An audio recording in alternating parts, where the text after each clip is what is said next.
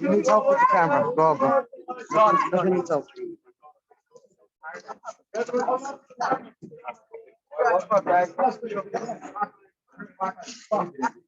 You sent this on.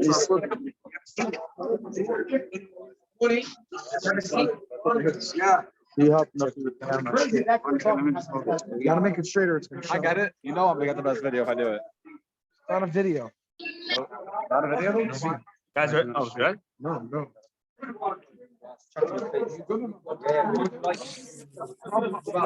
Gotta be shut off. So it doesn't go. Tell me put on the cord. Very is that okay? Yeah, that's what it was. Or no? That's good.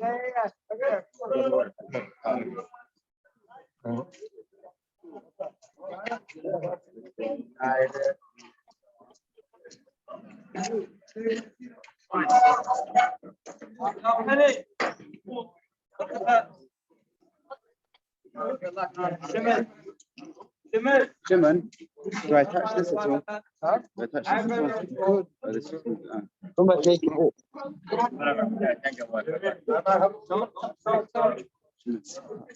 Huh? What's that? It's rabbits.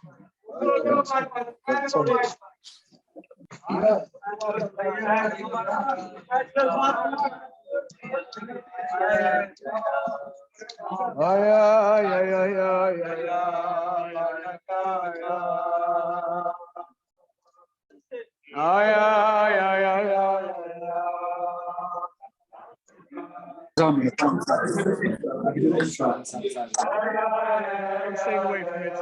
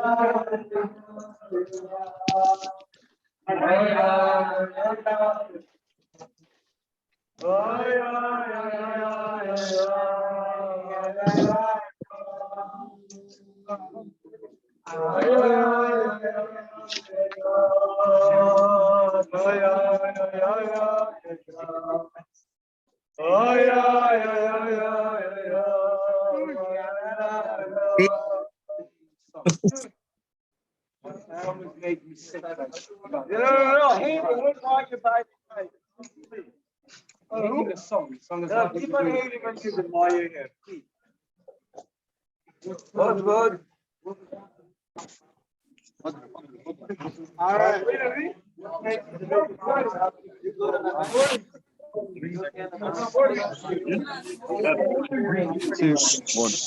Rabbi Sai, we have finally made it here. Heiliger Reb Shayele and Ramosha's house.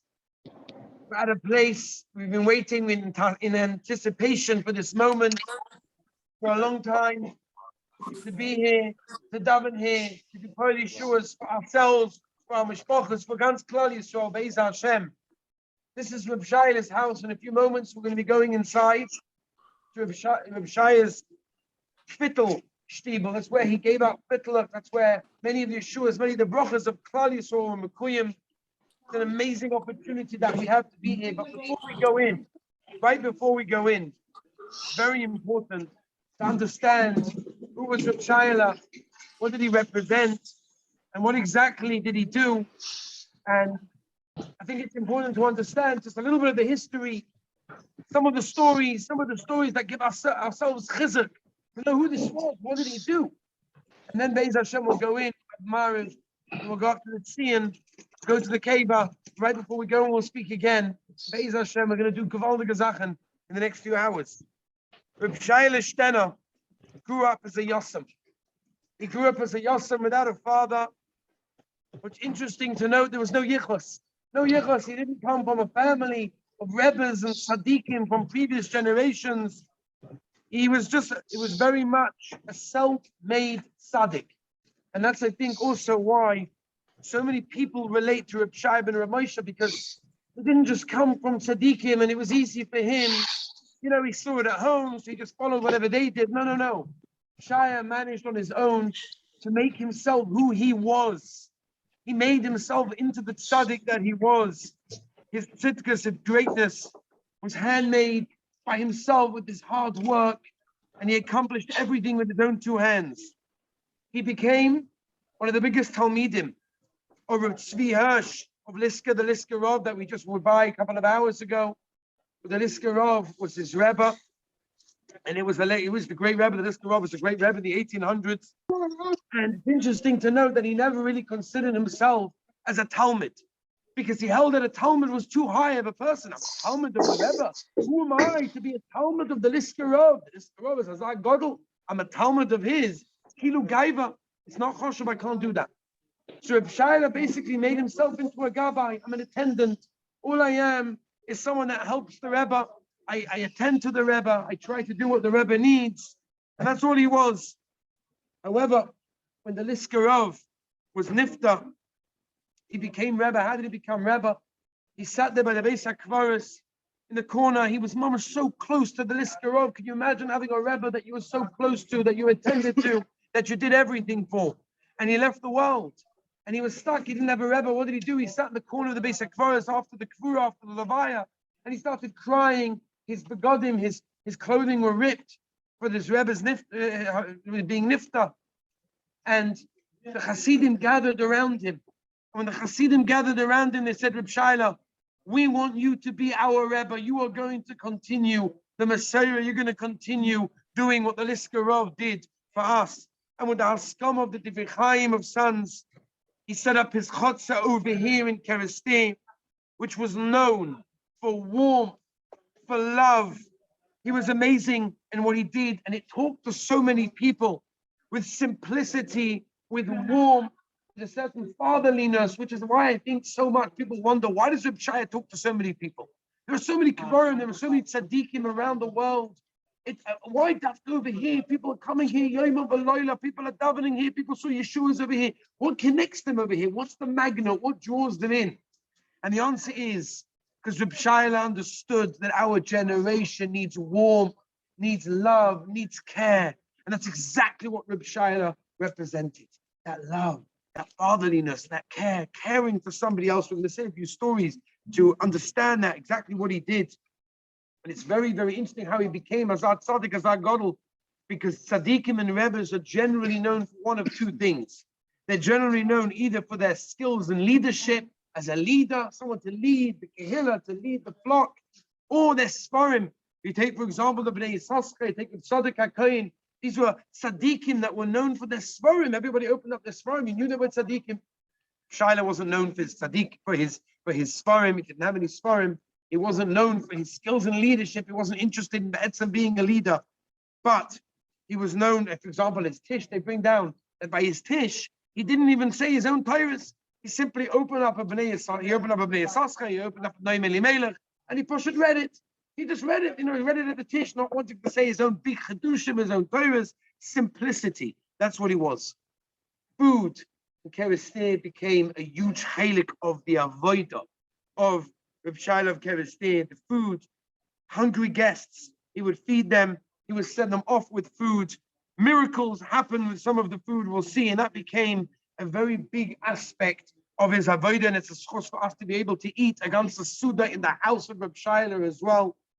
And in fact, it's such a gewaltige Zach. I think this represents, more than any other story I think we're going to say, I think this represents the best of Reb Shayele and Reb Moshe.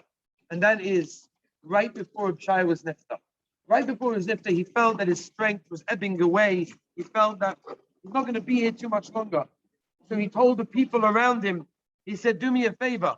Can you please prepare a huge pot of whatever it is, the food that they were eating, whatever they wanted, whatever they serve, whatever they normally cooked up over here in Kerestin in his house. Make sure you put up a big pot.